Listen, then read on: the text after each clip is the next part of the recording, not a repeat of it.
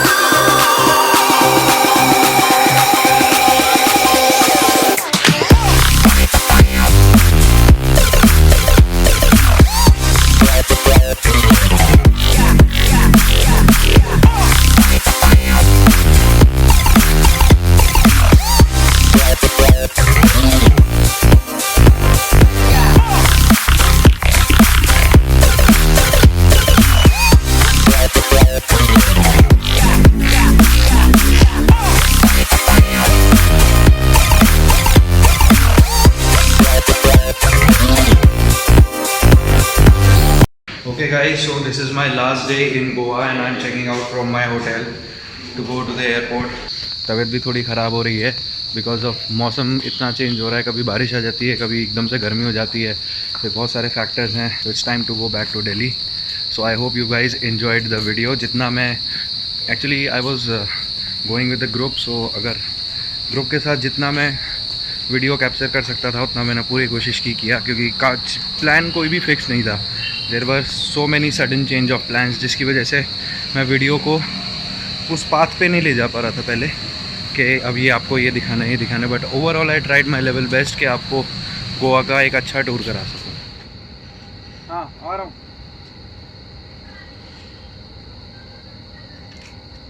Room number का है sir? 202. तो अगर मैं अपने पिछले 5 दिन के गोवा के एक्सपीरियंस की बात करूं तो यहाँ पर बेसिकली 3 चीज़ें हो पाई, जो मेनली यहाँ की 3 चीज़ें हैं. वो है फर्स्ट, आपकी जो अगर आप नाइट लाइफ देखना चाहते हैं उसके लिए क्लब्स और parties. Second thing is your local sightseeing and travelling. और third thing is water sports.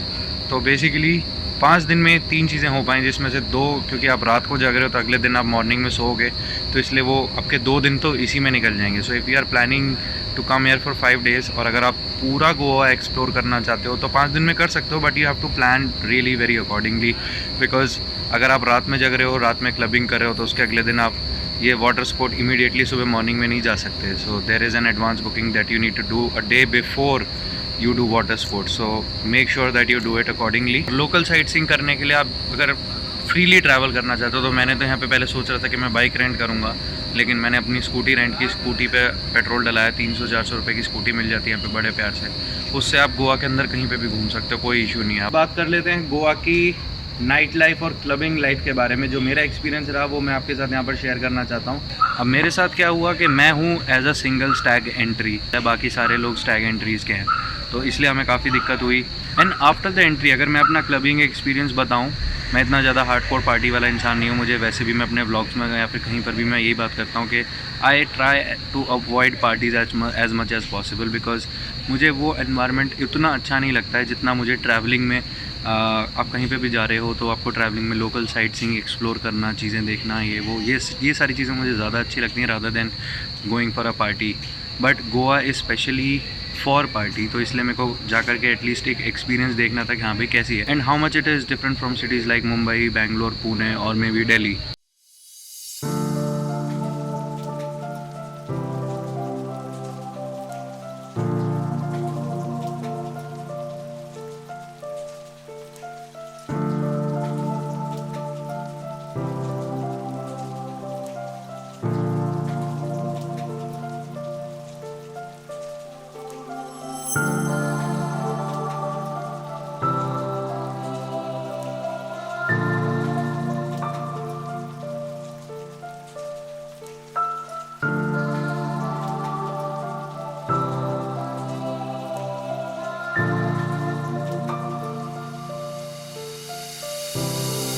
So finally I am at airport right now. The time is 11:30 और अब मैं निकल रहा हूँ यहाँ से वापस घर दिल्ली के लिए।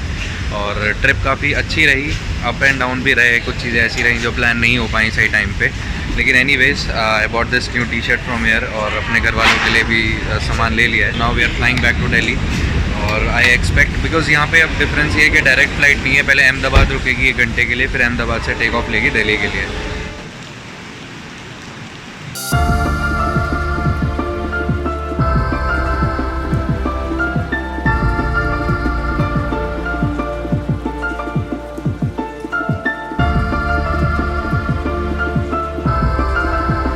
तो भाई लोग, ये है गोवा का डेबुलिम एयरपोर्ट। आराम से देख लो, यहाँ पर आप अपना चेक इन कर सकते हो बड़े प्यार से, कोई दिक्कत नहीं है। बहुत ही सिंपल सा एयरपोर्ट है।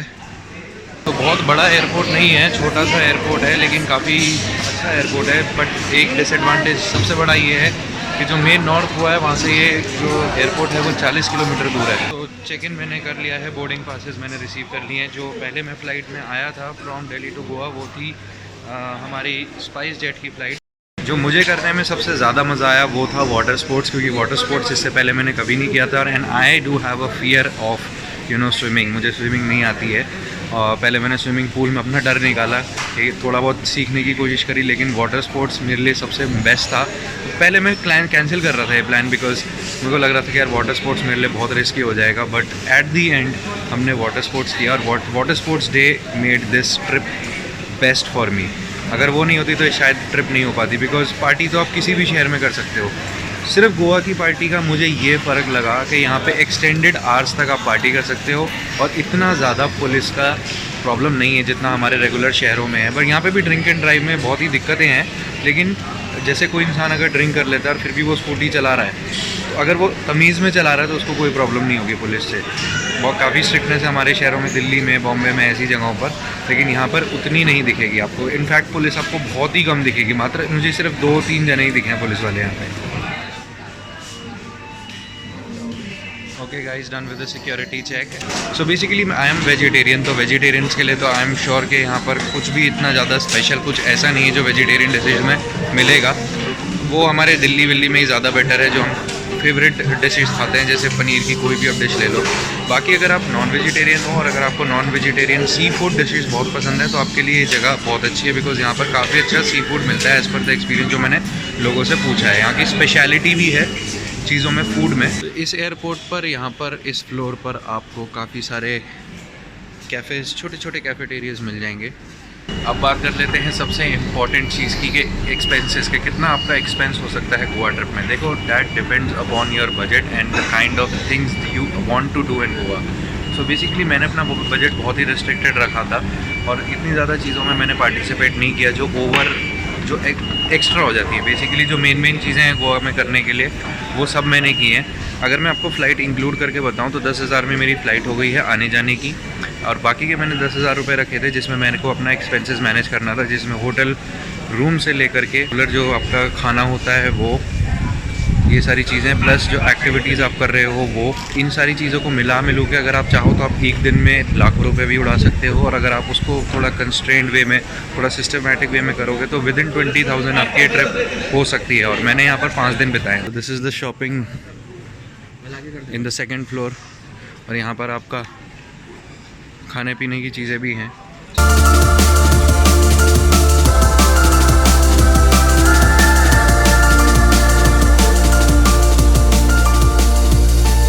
ओके गाइस, तो मैंने चेक इन कर लिया है। अब हमारी अहमदाबाद की फ़्लाइट जो है वो वहाँ खड़ी है। इसी में इंडिगो फ्लाइट में हम लोग जाने वाले हैं। फाइनल अनाउंसमेंट हो चुकी है। खाने वाने के चक्कर में हम लोग लेट चल रहे हैं, बट हमें टाइम से पहुँचना होगा नीचे जल्दी।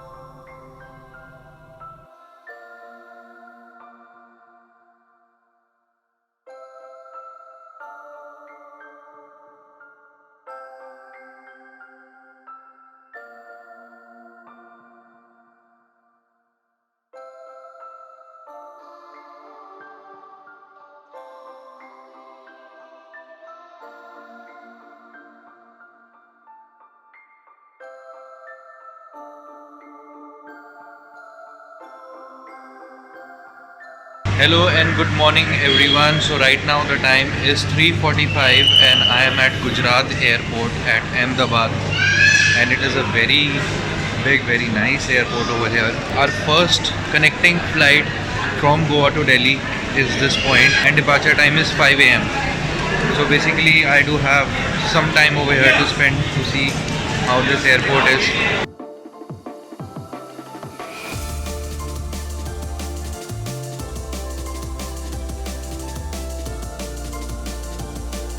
गाइस अभी बज चुके हैं 4 और अब मेरा बोर्डिंग टाइम है 4:15 का।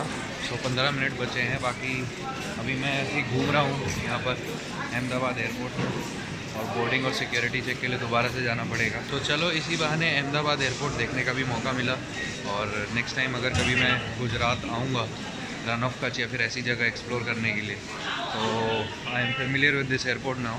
सो right now the time is 3:43 and I am at Ahmedabad airport.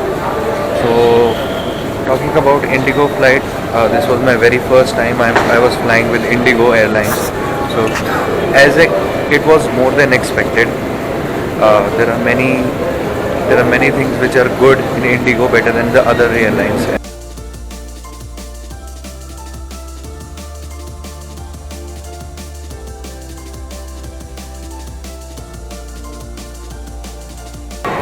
Done with the security check and now moving towards my airline.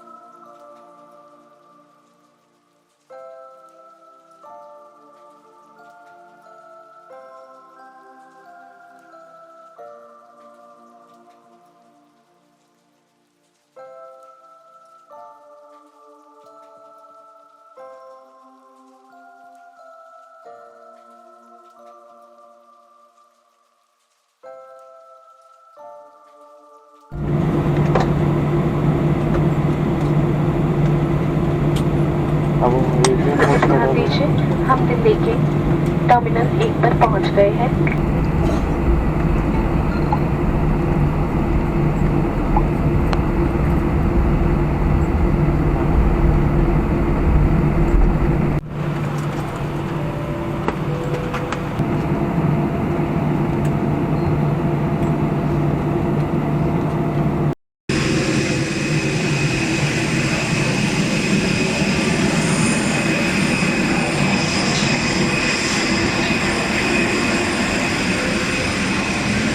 Very good morning everyone. So right now the time is 6:30 a.m. and I am at Indira Gandhi International Airport at Terminal 1.